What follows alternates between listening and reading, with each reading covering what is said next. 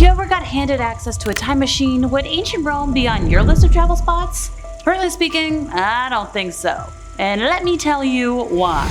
I'm kicking off today with something I'd like to refer to as toilet troubles. It's a necessary thing in everybody's lives, we've all gotta use it, and most of us do so without thinking twice about the facilities. Rome has been praised for its advances in plumbing because their cities did have public toilets and full sewage systems, something that later societies wouldn't share for centuries. Which, on the surface, might sound like a tragic loss of an advanced technology, and that's something I tend to vent a lot about, but as it turns out, there was a pretty good reason nobody else used Roman plumbing, and that's because the public toilets were disgusting. Archaeologists believe they were rarely, if ever, cleaned because they've been found to be filled with parasites. In fact, Romans going to the bathroom would carry special combs designed to shave out the lice. And the worst part? That's, well, when you finished.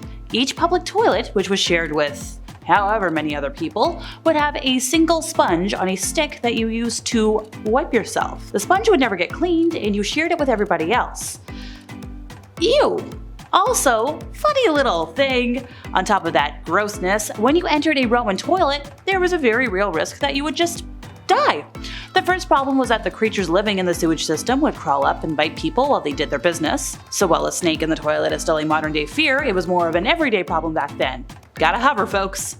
Worse than that, though, was the methane buildup, which sometimes got so bad that it would ignite and explode underneath you. Imagine risking your life every time you had to just drop a load. Toilets were so dangerous that people resorted to magic to try to stay alive. Magic spells meant to keep demons at bay have been found on the walls of bathrooms. Some, though, came pre-equipped with statues of Fortuna, the goddess of luck, guarding them, so you would pray to her before stepping inside. Look, sometimes I pray for relief, but I don't think I've ever feared for my life on a regular basis while using the facilities.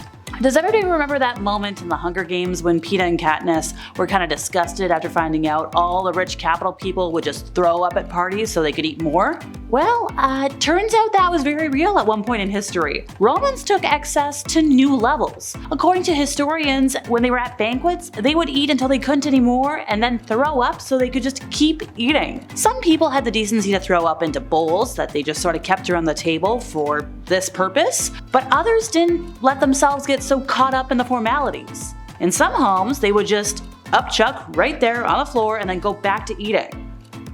Which, sorry, I just can't get my brain around. The slaves are the people you really need to feel sorry for, though, because it was their job to clean it up. In the words of Seneca, when we recline at a banquet, one slave wipes up the spittle, another, situated beneath, collects the leavings, the vomit, of the drunks. The level of entitlement and disregard for others has personally left me with new levels of hatred and disgust for elites, which I didn't think was possible. I hope that this isn't still a common practice. Let me know in the comments. So I've already touched a bit on this, but while I admit that ancient Rome did have a pretty sophisticated sewer system for the time, its purpose, rather than to remove excrement and general filth, was actually just to drain standing water from the streets, and that's kinda dangerous. Ancient Romans had very different cleanliness standards than most contemporary civilizations, and they just weren't that concerned about poop and rotting food in the streets as long as they could walk through it. Pardon me, I'm gonna upchuck. However, examining Roman excrement has revealed how absolutely awful these standards were for people at the time. In fact, archaeologists have found tons of parasites and infections in fossilized Roman poop, including roundworm and dysentery. In addition, the Romans, the frugal people that they were, didn't dispose of a lot of the excrement they had access to. Instead, they used it to fertilize their crops, which recycled the bowels back onto their food. And their version of ketchup, a favorite condiment, was an uncooked fermented fish sauce. This beloved solution might have allowed tapeworm parasites to thrive.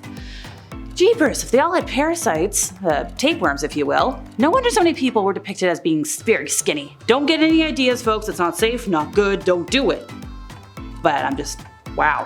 So nowadays, if you're a bad person in the eyes of the law, you're usually tossed into jail for some period of time, and you have to pay a large sum of money to atone for your crimes. And sure, that isn't a walk in the park, but I think most of us would prefer that over the Roman ideas of punishments. Yes, you've got the basic thrashing, ka-chow, fines, being buried alive, but the Romans had a whole slew of ideas for taking care of criminals. Perhaps the most famous method of punishment was crucifixion. We all know about it, we know how it's done, but there's so much more where that came from. An enslaved person could be forced to carry a piece of wood around their neck that stated their crime, which, not too bad, but still kind of embarrassing. There's a veritable trove of unsettling punishments, though, that the Romans enjoyed doling out just because of their spectacular nature. For example, an offender might also be eaten by wild beasts or burned alive in retribution for the wrongs they committed.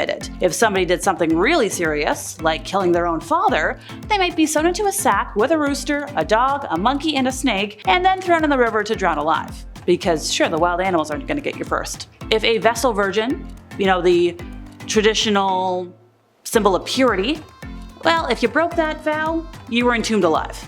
Game over. So a son killing his father was considered a crime. But if one were to reverse that, not a crime. Ancient Rome was always a patriarchal society, but in the early days the Romans really took it to extremes. The members of a man's family were essentially his possessions. He could do with them what he wished, which explains why he could sell his offspring into slavery. Yep, Roman fathers could quote-unquote rent out their sons, but it was only temporary. The father and prospective buyer would come to an agreement as to the price and duration of the son's servitude. When the time was up, the buyer was expected to bring the son back in roughly the same condition he had received him in. Like most things in Roman society, the father could only do this in moderation. He could sell the same son twice and everything was fine. But if he sold him a third time, he was deemed to be an unfit father. Any son who was sold by his father 3 times was legally emancipated from his greedy parents, but only after he'd finished his work. The 3 sales rule applied to each descendant, so if a father wanted to keep making money from his spawn, all he needed to do was keep making more of them. It was also up to the father to choose how he punished his descendants. If he felt like his war deserved to die, then he could kill it without legal repercussions. Even leaving the home didn't mean you were safe. So if you were a girl, like me, even after leaving the nest, you could still be killed by your dad. And sons, you're not in the clear either. You only became truly independent after being sold 3 times or after your dad dies. Eventually these rules were relaxed, so by the 1st century BC, a man's right to kill his family had been abolished for the most part. But if a son was convicted of a crime, yeah, you could still die. Famed Emperor Nero is considered one of history's greatest criminals. His name has become synonymous with evil, as historic accounts have accused him of killing his stepbrother, his wife, and his mother, as well as persecuting Christians and instigating the devastating Great Fire of Rome. The Roman biographer Suetonius wrote that Nero entertained himself by wandering the city in disguise, impaling people, and throwing their bodies into sewers. Another famed historian describes him killing his pregnant wife by kicking her in the stomach, and other accounts focused on the emperor's opulent lifestyle and voracious appetite for course. Yeah, that's not too bad, but everything else?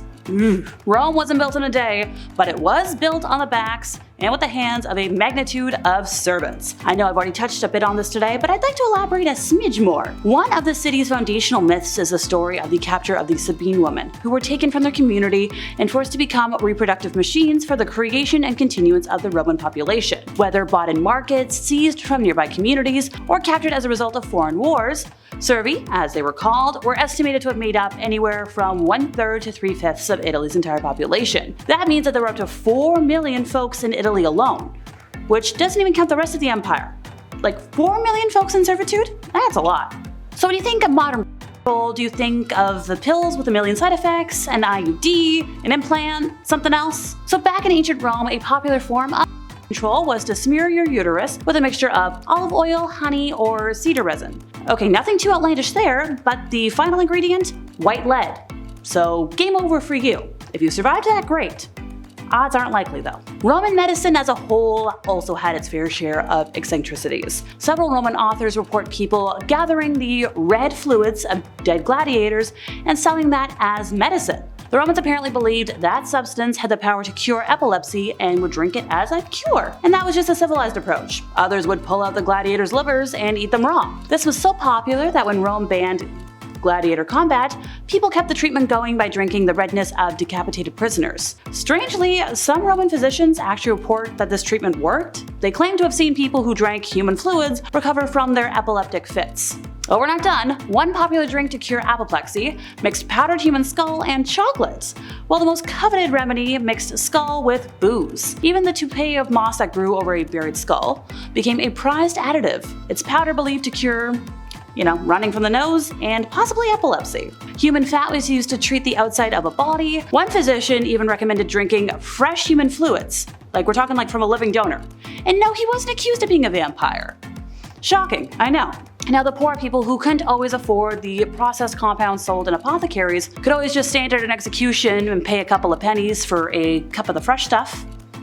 Go nuts! Well, if you have a thing for other human fluids, this last awful thing is for you. In ancient Rome, pee was such a big business that the government had special taxes in place just for urine sales. There were people who made their living just from collecting urine. Some would gather it at public urinals, others went door to door with a big vat and asked people to fill her up. And the ways they used it? Not what you'd expect. For starters, they'd clean their clothes in it. Workers would fill a tub full of clothing and urine, and then one poor soul would be sent in to stomp all over the clothing to wash it out. And people also used urine as mouthwash, which they claimed kept their teeth shining white. In fact, there's a Roman poem that survives today in which a poet mocks his clean-toothed enemy by saying, "The fact that your teeth are so polished just shows you're the more full of piss." I deserve an award for learning all of that without retching at least once. And that's it for me once again. I've been Alexa, your resident emo girly. See y'all next time I buzz in over here at Bumblebee.